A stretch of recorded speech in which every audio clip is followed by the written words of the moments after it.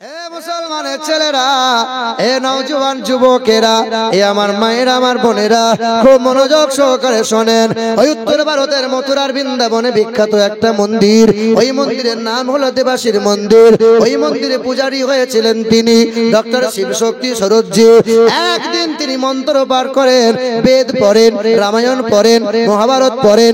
পড়তে পড়তে পড়তে পড়তে তিনি একটি মন্ত্র দেখতে পান।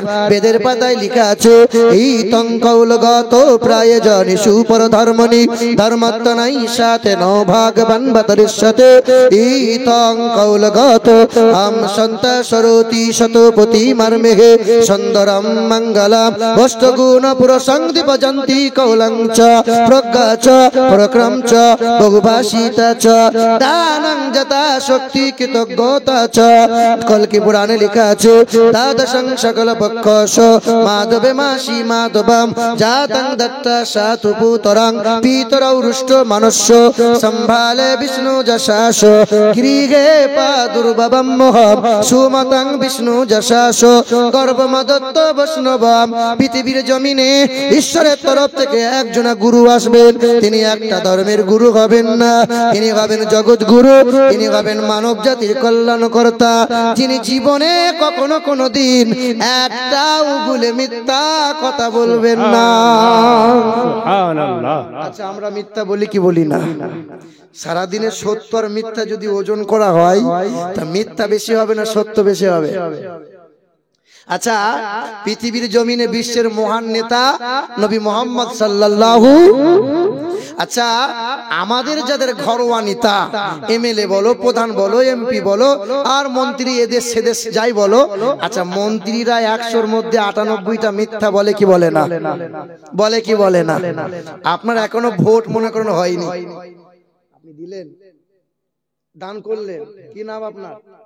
নাজমুল হক, 1000 টাকার দাতা। নারে তাকবীর, নারে রিসালাত, ইয়া রাসূলুল্লাহ। হ্যাঁ, রমনা বাড়ি সেন্টু নাম দিয়েছে কত? আরে সুবহানাল্লাহ। আহারে সোনারে বন্ধু এখানেতে ছিল, আর তাড়াতাড়ি দুজনাতে 1000 টাকা দিল। 1000 করে 2000 হলো। এলে মেয়ে আল্লাহ ওয়ালা দিও তার ঘরেতে, আর বড়ই খুশিতে রেখো আল্লাহ দানের ওসিলাতে। সামনে পিছে ডানে বামে রহমত দিও, আর তব করোনাতে খোদা টাকা দিয়ে নিও। হাসরের কঠিন ময়দানে কোনো বন্ধু তো রবে না, আর দানের নেকি সামনে পিছে দিও গো রব্বানা। জোরে বলি আল্লাহুম্মা আমিন। কি নাম আপনার?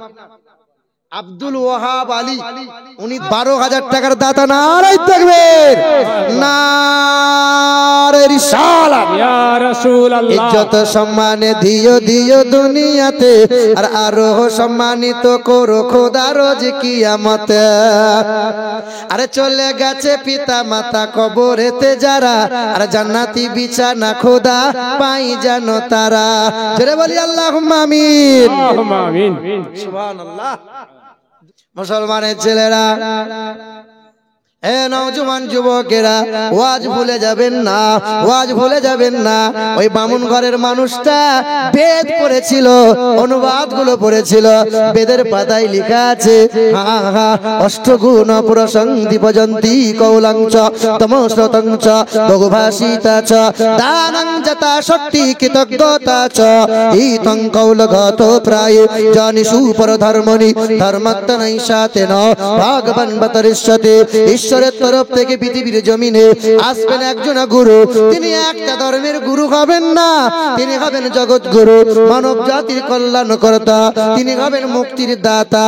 তার নাম হবে নরসংসা, নরসংসা দ্বাদশং সকল পক্ষস মাধবে মাসি মাধবম জাতং দত্তা সাতু পুতরং পিতরৌ রুষ্ট মনুষ্য সম্ভালে বিষ্ণু যশাস গৃহে পাদুর্ভবম মোহম সুমতং বিষ্ণু যশাস দাসু গর্ভমাদত্ত বৈষ্ণবাম।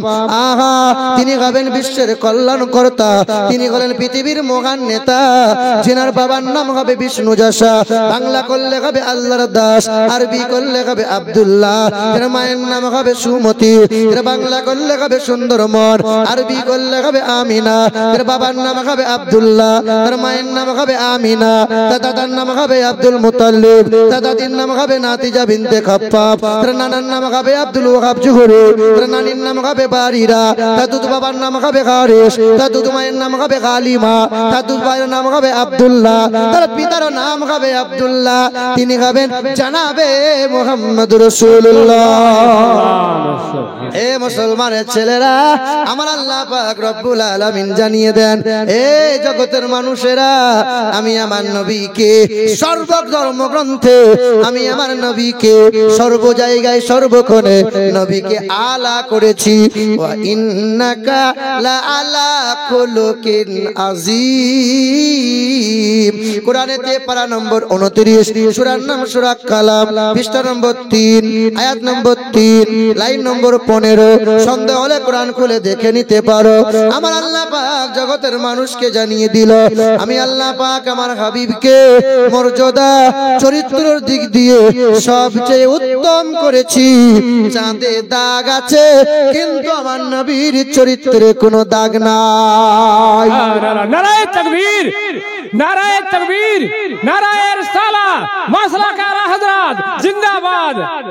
এ মুসলমান, আমেরিকার দেশের বিখ্যাত এক লেখকের কথা বলে দিয়ে যায়। ওই লেখকের নাম হলো ডক্টর মাইকেল এইচ হার্ট। উনি একটা বই লিখে দিয়ে গেছেন, বইটার নাম হলো দা 100 মানে 100 ভালো ভালো মানুষের জীবনী লিপিবদ্ধ করে দিয়েছেন। ওই বইটা প্রচার হয়ে গেল, দেশ বিদেশে সুনাম অর্জন করে নিল। সাংবাদিকরা ডক্টরের সামনে প্রশ্ন করেছিল, স্যার আপনি তো খ্রিস্টান ধর্মের অনুসারী, আপনি একটা বই লিখেছেন, বিশ্বের মাটিতে সুনাম অর্জন করেছেন, অনেক জায়গায় গোল্ড আপনি উপভোগ করেছেন, লাভ করে নিয়েছেন। ও ডক্টর মাইকেল এইচ হার্ট, আপনার ওই বইয়ের ভিতরে 100 ভালো ভালো মানুষের জীবনী লিপিবদ্ধ করে দিয়েছেন। বইটা পড়ে পড়ে দেখলাম, বইটার শুরুতে সর্বপ্রথমে যা জীবনী আপনি লিপিবদ্ধ করেছেন, আপনার ওই ব্যক্তির নাম যীশু খ্রিস্ট নয়, আব্রাহাম লিঙ্কন নয়, লেলিন নয়, গুরু নানক নয়, মহাবীর নয়, বালক ব্রহ্মচারী নয়, বুদ্ধদেব নয়, স্বামী বিবেকানন্দ নয়, শ্রী চৈতন্য নয়, রামকৃষ্ণ নয়, মহাত্মা গান্ধী নয়, ইন্দিরা গান্ধী নয়, বালক ব্রহ্মচারী নয়, পণ্ডিত জওহরলাল নয়, বিদ্যাসাগর নয়, নোবেল জয়ী বিশ্বকবি রবীন্দ্রনাথ ঠাকুর নয়। ওই দিন ডক্টর মাইকেল এইচ হার্ট বলেছিল, আমি সবার জীবনী পড়ে পড়ে দেখলাম, সবার চরিত্রে কিছু না কিছু দাগ আছে, কিন্তু নবীজির চরিত্রে কোনো দাগ নাই। তাই বিশ্ব নবী মহানবী জানাবে মুহাম্মদুর রাসূলুল্লাহর জীবনীটা সর্বপ্রথম লিপিবদ্ধ করে দিলাম। আমার নবী, আল্লাহ কত মহব্বত করেন আমার নবীকে। আজকে যখন মসজিদুল আকসা, যে ফিলিস্তিনের মাটিতে আজ 3 মাস ধরে যুদ্ধ চলছে কি চলছে না, নাই নাই করে হাজার হাজার শিশুরা, মা হারা, বাপ হারা, ঘর নাই। ওই শিশুরা জানে না বাঁচবো কি করে। হাজার হাজার মায়ের কোল থেকে সন্তান চলে গেছে। একটা মা মাসুম একটা বাচ্চার মাথার খুলিটা নিয়ে বলছে, দেখো আমি আমার সন্তানকে নবীজির মহব্বতে বিলিয়ে দিয়েছি, দেখো আমি মা নিঃস্ব হয়েছি, স্বামী চলে গেছে, আমার মাসুম বাচ্চাটা চলে গেছে, শুধু মাথার খুলিটা আমার হাতে পড়ে আছে। তারপরেও আমার অন্তরে ঈমান আছে, ঈমান বিলিয়ে দেব না। জালিমদের কাছে নিজের জীবন শেষ করে দিতে রাজি আছি, কিন্তু ঈমান দিতে রাজি নয়। সুবহানাল্লাহ। এই মসজিদুল আকসা, যে আকসাতে তামাম নবীরা হাজির হয়েছিলেন, আমার রাসূলুল্লাহ হাজির হয়ে ইমামতি করেছিলেন। ওই মসজিদুল আকসা, যে মসজিদুল আকসা আগে আমাদের ছিল কিবলা, আল্লাহ রাসূল ওই আকসার দিকে মুখ করে নামাজ পড়েছিলেন। আল্লাহ পাকের তামাম নবী পয়গম্বরেরা আল্লাহর সন্তুষ্ট চেয়েছিল। আল্লাহ তুমি যাতে রাজি তাই করতে আমি রাজি। এ বাবাজিরা, ভাইরা আমার, এ মুসলমানের ছেলেরা, নওজোয়ান যুবকেরা, এ আমার মায়ের, আমার বোনেরা, ওই ডক্টর শিবশক্তি সরোজি বেদ পড়ে জানতে পেরে গেল, বেদের পাতায় লেখা আছে নবী মুহাম্মাদের জীবনী, নবী মুহাম্মাদের সুনাম, নবী মুহাম্মাদের প্রশংসা। ওই ডক্টর শিবশক্তি কি করেছিল? কোরআন রিসার্চ করেছিল, কোরআন বুকে আঁকড়ে ধরেছিল। কোরআন রিসার্চ করার পরে ওই মানুষটা মন্দিরে দাঁড়িয়ে দাঁড়িয়ে উচ্চ স্বরে বলেছিল, আম সন্তা সরতি শতপতি মারমেঘে সুন্দরম মঙ্গলম লা ইলগা হরতি পাপম ইল্লু ইলগা পরম পদম জন্ম বৈকুণ্ঠ পরআপ এনতীত জপি নামে মুহাম্মদ। মন্দিরে দাঁড়িয়ে দাঁড়িয়ে উচ্চ স্বরে বলেছিল, কালেমা লা ইলাহা ইল্লাল্লাহু মুহাম্মাদুর রাসূলুল্লাহ। আল্লাহুম্মা সাল্লি আলা সাইয়্যিদিনা মাওলানা মুহাম্মদ ওয়া আলা আলি সাইয়্যিদিনা মাওলানা মুহাম্মদ সাল্লাল্লাহু আলা মুহাম্মাদিন সাল্লাল্লাহু আলা মুহাম্মদ हरदम ज़बा से निकलो पाक नामे मोहम्मद हरदम ज़बा से निकालो फियाना मुहम्मद ए मुसलमाনের ছেলেরা, ব্রাহ্মণ ঘরের ছেলে যখন কালেমা পড়ে কোরআন বুকে আঁকড়ে ধরে নিল, এলাকার হিন্দু সমাজের মানুষেরা মন্দির থেকে বিতাড়িত করে দিল। পরিবারের সকলে কালেমা পড়ে ঈমান নিয়ে এলো, মাথায় রাখলো টুপি, গালে রাখলো দাড়ি, 5 ওয়াক্ত নামাজ পড়ে নিল। ওই ব্রাহ্মণ মানুষটা কাল অমুসলিম ছিল, মুসলিম বিরোধী ছিল, আজ ঈমানদার হয়ে আল্লাহর ওলি বান্দা হয়ে গেছে। এখন তো এলাকার মানুষ সুদ খাচ্ছে, সুদ সুদ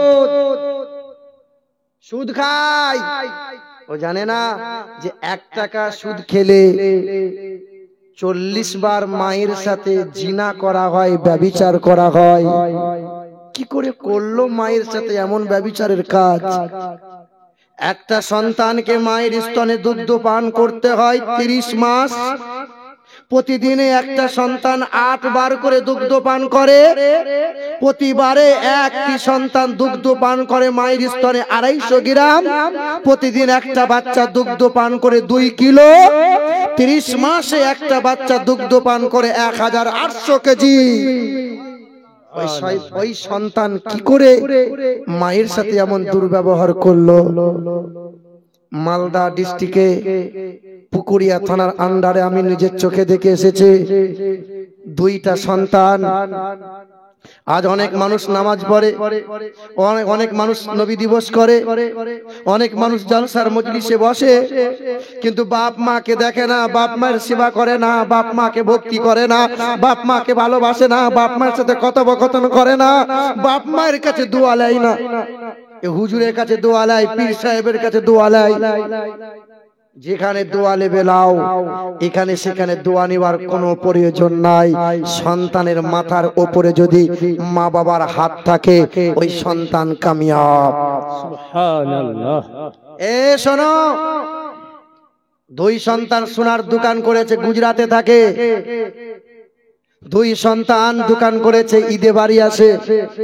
ঈদের 3 দিন আগে বিবি ফোন করে বলছে, আমি যে তোমাকে বলেছিলাম আমার মায়ের জন্য, আব্বার জন্য আর তোমার শালির জন্য, তোমার ছেলে মেয়ে এবং আমার জন্য জামা কাপড় কেনা হয়েছে। স্বামী তখন বলছে, তোমাদের জামা কাপড় সব কেনা হয়ে গেছে, শুধু বাপ মায়ের জামা কাপড়টা কিনতে বাকি আছে, কিনে নিই, এবার বাড়ির দিকে রওনা দেবো। সেদিন বিবিটা ফোনে বলেছিল, বুড়ো বাপ মায়ের জন্য জামা কাপড় মোটেও কিনতে যাবে না, টাকা টাকা নষ্ট করা লাভ নাই, তোমার ছোট ভাই কিনবে বলেছে। সেদিন ছোট ভাইটা কিনতে গিয়েছিল, ওই ছোট বউটা মানা করে বলেছিল তুমি কেন কিনবে, তোমার বড় ভাই নিশ্চয়ই কিনে আনছে। ঈদের দিন সকালবেলায় ওই সিঁড়ির তলায় মশারি টাঙিয়ে দেওয়া আছে, ওখানেই বাপ মা শুয়ে থাকবে। সিঁড়ি দিয়ে বাপ মা উঠতে পারে না, মা বাবার পায়ে হাঁটুতে খুব যন্ত্রণা হয়, মায়ের সেই সিজারের যন্ত্রণাটা মাঝে মধ্যে ওঠে বলে মা বাবার সিঁড়ির তলায় একটা কামরা মানে ছোট ঘর মশারি মতো করে দিয়েছে। সিঁড়ির তলা থেকে সকালবেলায় বেরিয়েছে ঈদের দিনে, তখন মা বলছে তুমি ঈদের নামাজ পড়তে যাবে না? বলে আমার আগের বছরে বড় মেয়েটা একটা পাঞ্জাবি কিনে দিয়েছিল, ওই ভাঁজ করা পুরাতন পাঞ্জাবিটা দাও, আমি ঈদের নামাজ পড়তে যাব। ঈদের দিনে সবাই নিত্য নতুন কাপড় পরে জামা কাপড় পরে ঈদের দিনে নামাজ পড়তে চলে গেল। সবাই নামি দামি খাবার খেয়ে নিয়েছিল। ওই যে অসহায় বাপটা, ওই অসহায় মাটা ছিঁড়া কাপড় পরে সিঁড়ির তলায় বসে বসে গালে হাত দিয়ে ছেলে আর নাতি পুতার দিকে ফেলিয়ে চেয়ে বসে রয়েছিল। এই ছেলেটা ঈদের নামাজ পড়তে গিয়ে ইমামের বুকে বুক মিলিয়ে চলে এসেছিল। আরে তোমার বুকে লাঠি মারা দরকার, তোমার মতো সন্তানের এক পয়সা দাম নাই, তুমি মরে যাও না কেন? যে বাপ মায়ের জন্য দুটো জামা কাপড় কেনার সুযোগ করতে পারে না, যে বাপ মায়ের জন্য ভালো খাবার নিয়ে আসতে পারে না, ওই রকম সন্তান পৃথিবীর জমিনে কোন ইবাদত করে জান্নাতের পাওয়া আশা যেন ভুলেও করিও না। গোবরা গ্রামে এইরকম অনেক সন্তান আছে, অনেক সন্তান আছে বাপ মার সাথে কথা বলে না। আমি খুব ধনী ঘরের ছেলে নয়, হ্যাঁ অনেকজন এত গরিবের কথা ভুলে যায়, আমি গরিব হালতের কথা ভুলতে পারি না। এমন একটা দিন গেছে যে আমরা খাবার পাইনি, এমন একটা দিন গেছে খাবার জোটেনি। আমার বাবা পরের বাড়িতে মাহেন্দারি কাজ করত।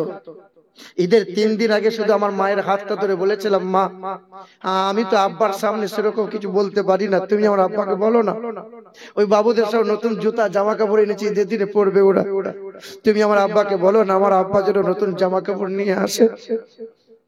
সেদিন আমার আব্বার হাতটা ধরে কেউ যেন জানতে আর বুঝতে না পারে।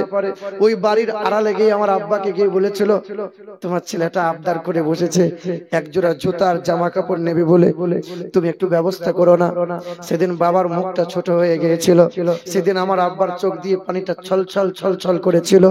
সেদিন আমার আব্বা কেঁদে ফেলেছিল আর বলেছিল তুমি তো জানো 3 মাস ধরে বসে আছি, খরার মৌসুমে কাজ নাই, তুমি তোমার ছেলের জন্য ঋণ করো, ঋণ করে একটা জামা কাপড়ের ব্যবস্থা করে দাও না। সেদিন আব্বা সকালবেলায় ফজরের নামাজটা পড়ে আমার অসহায় পিতা আমার বাবা সেদিন ধনির বাড়িতে সামনে দাঁড়িয়ে বলেছিল আমার ছেলের জন্য একটা জামা কাপড় কিনে দে, জামা কাপড়ের জন্য 200 টাকা দেবে। 200 টাকা চেয়ে নিয়ে এসেছিল, ঋণ করে নিয়ে এসেছিল, জামা কাপড় কিনে নিয়ে এসছে। ঈদের দিনে সকালবেলায় গোসল করে নিয়েছি, নতুন জুতা জামা কাপড়টা পরে নিয়েছি। আমার আব্বা বলছে চলো ঈদের ময়দানে নামাজ পড়তে যাব। আমার হাতটা ধরে আব্বা নিয়ে যাই। একবার আমি আমার জামা কাপড় পায়ের দিকে তাকাই, আব্বার পায়ের দিকে জামা কাপড়ের দিকে তাকিয়ে দেখি আমার পায়ে নতুন জুতা, আমার দেহে নতুন পোশাক, কিন্তু আব্বার পায়ের জুতাটা পরে অনেক দিন হয়ে গেছে বলে ক্ষয় হয়ে অর্ধেকটা হয়ে গেছে। আব্বার হাতটা সেদিন টেনে ধরে বলেছিলাম আব্বা তুমি আমাকে নতুন জামা কাপড় কিনে দিলে, তুমি আমাকে নতুন জুতা কিনে দিলে, তুমি পরবে না, তুমি নতুন জামা কাপড় পরবে না, আজকে ঈদের দিন ছেলেকে কষ্টটা বুঝতে দেবে না। সেদিন আব্বা বলেছিল কাকা নতুন জামা কাপড়টা আলমারিতে ভরা আছে, আজকে পরবো না, 2 দিন পরে পরবো। বাপ তো তার নাম যে নিজের ইচ্ছাগুলো বিসর্জন দিয়ে ছেলের ইচ্ছাগুলো পূরণ করে। মা তো তাকে বলে না খাইয়ে নিজের ছেলেকে খাওয়াই, না পড়ে নিজের ছেলেকে পড়াই, শীতের মৌসুমে বুকে নিয়ে সারা রাতটা ঘুম পাড়াই। মা তো তার নাম। গরমের সময় ছেলে ঘুমাই না বলে ছেলের মাথার কাছে বসে বসে শাড়ির আঁচল দিয়ে সারা রাত হাওয়া করে ঘুম পাড়িয়ে দিয়েছিল। মা তো সে আজ ঈদ চলে গেল, বাবার জন্য জামা কাপড় জুটলো না, বাবা মায়ের জন্য নামি দামি খাবারটা পাওয়া গেল না। নতুন ফসল নতুন ফল ফুটেছে বলে মাদ্রাসায় দিয়েছো, মসজিদে দিয়েছো না। আমার আল্লাহ কোরআনে বলেন ইয়াসআলুনাকা মাযা ইনফিকুন কুল মা আনফাকতুম মিন খায়রিন ফালিল ওয়ালিদাইন। নবী আপনি বলে দেন ওদের গাছে যদি ফল হয়, ওরা যদি কাউকে কোনো জিনিস দিতে চায়, সবার আগে যেন মাকে দেয়, আগে যেন আব্বাকে দেয়। এখন তো তোমার বাপ আর নাই, এখন তো তোমার সেই জন্মদাতা মা নাই, যে মা প্রসবের বেদনার সময় রক্তের বন্যা বয়ে গিয়েছিল, জমিনের মধ্যে লটকে শুয়ে গিয়েছিল, দাই মা ছুটে এসেছিল, দাই মা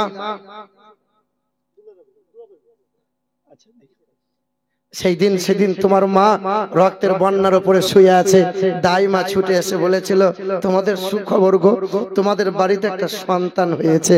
সেদিন নানি আর দাদি ছুটে এসে হাসতে হাসতে বলেছিল আমার একটা নতুন মেহমান এসেছে, আমাদের বাড়িতে একটা নতুন মেহমান এসেছে। মা উঠতে চেয়েছিল, মা উঠতে পারে নাই, মায়ের প্রসব বেদনার কারণে, কোমরে যন্ত্রণার কারণে মা শুয়ে শুয়ে হাতটা বাড়িয়েছিল আর বলেছিল আমার মানিকটাকে একবার দে না, আমার মানিকটাকে একবার দে। মা নাক নকশা দেখে নাই, মা ছেলের রূপ দেখে নাই, তোমার মতো মাসুম বাচ্চাটাকে বুকে আঁকড়ে ধরে, তুমি তখন চলতে পারো নাই, তুমি তখন বসতে পারতে না, তুমি মা বলে ডাকতে পারো নাই, তুমি তখন খেতে নিজে হাতে খেতে শেখো নাই, তুমি নিঃস্ব ছিলে, তোমার কিছুই ছিল না, তুমি নিঃস্ব ছিলে। এই নিঃস্ব অবস্থায় নিঃস্বার্থে সবার আগে তোমাকে আব্বা বলে ডেকেছিল, যে সে ছিল তোমার মা, সে ছিল তোমার মা, সে ছিল তোমার মা। আজকে তো ছেলে মেয়ে আব্বা আব্বা করে কিছু পাওয়ার জন্য, আজকে তো ছেলে মেয়ে মা মা করে কিছু পাওয়ার জন্য, স্বার্থের জন্য বাপ মাকে ছেলে মেয়ে ডাকে, কিন্তু বিনা স্বার্থে নিঃস্ব অবস্থায় তোমার মা তোমাকে আব্বা বলে ডেকেছিল। আজ তুমি বিবির জন্য, আজ তুমি তোমার বিবির জন্য, ছেলে মেয়ের জন্য মাকে আলাদা করে দিলে, আব্বাকে আলাদা করে দিলে, ঘরকে পৃথক করে দিলে। কোনদিন বিবিকে বাঁধলো না, কোনদিন মনে হলো না আজকে তোমার মা তো চলে গেছে, আজকে তোমার মা তো চলে গেছে। কোনদিন মায়ের বাড়িতে গিয়েছো? একবারও কি গিয়েছো? আল্লাহর নবী তো বলেছেন প্রতিদিন যাও, মায়ের সাথে একটু গল্প করে আসো, তোমার মা একা শুয়ে আছে, যাও যাও। সন্তান যায় না, 4 বছর হয়ে গেল মাকে কবরডাঙ্গায় শুইয়ে দিয়ে চলে এসেছে, মায়ের বাড়িটাও সন্তান ভুলে গেছে। আল্লাহর নবী বলেছেন প্রতিদিন তুমি যদি না পারো, জুম্মার দিনে নামাজটা পড়ে টুকটুক করে মায়ের বাড়ির দিকে চলে যাও, আর মায়ের কবরের কাছে দাঁড়িয়ে মাকে বলো মা কতদিন হয়ে গেল তুমি আমার বাড়ি থেকে চলে এসছো, তুমি আজকে আমার বাড়িতে নাই বলে না আমার বাড়িটা নিঃস্ব হয়ে গেছে, জানো মা তুমি চলে এসেছো বলে আমি বড় একা হয়ে গেছি। এই সন্তানটা মায়ের কবরের কাছে দাঁড়িয়ে দুটো নয়নের পানি ফেলে দেবে। হ্যাঁ এই মুসলমান সোনার টুকরো বন্ধুরা, আর এই সন্তানটা আল্লাহর কাছে কেঁদে বলবে আল্লাহ আমি আমার মাকে তোমার বাড়িতে রেখে দিয়েছি, আমি আমার মাকে নীরব নগরে রেখে দিয়েছি। ওই আমার মা, যে মা সারা জীবন আমার পোশাক পরিষ্কার করে দিয়েছিল, কিন্তু মায়ের বিছানা কোনোদিন পরিষ্কার করে দিতে পারি নাই, যে মা সারাটা জীবন তেল মালিশ করে আমাকে বড় করে তুলেছিল, মা জ্বরে কেঁপেছিল, কোনোদিন মায়ের পায়ে একটু তেল দিতে পারি নাই, আব্বার পায়ে কোনোদিন তেল দিতে পারি নাই। আল্লাহ আমি ভুল করে ফেলেছি। আল্লাহ সন্তানটা যদি মায়ের কবরের কাছে দাঁড়িয়ে মায়ের জন্য দোয়া করে, আব্বার জন্য দোয়া করে, আল্লাহ পাক ওই সন্তানের দোয়া কবুল করে, আর মা বাবার কবরে জান্নাতি হওয়া, জান্নাতি খাওয়া, জান্নাতি মেওয়া আমার আল্লাহ দান করে দেয়, আমার আল্লাহ দান করে দেয়। বলে সুবহানাল্লাহ। সুবহানাল্লাহ। এখানে যাদের মা নাই, এখানে যাদের আব্বা নাই, একটু হাতটা তুলে বলতে পারবেন আমার বাপ মা নাই, আমি একটু দোয়া করব। আপনার নাই, আল্লাহ আল্লাহ কবুল করুক। আল্লাহ তোমার দরবারে যারা হাত তুলেছে আল্লাহ তুমি তাদের মায়ের কবরগুলো জান্নাতি খাওয়া, জান্নাতি মেওয়া তুমি দান করে দাও আল্লাহ।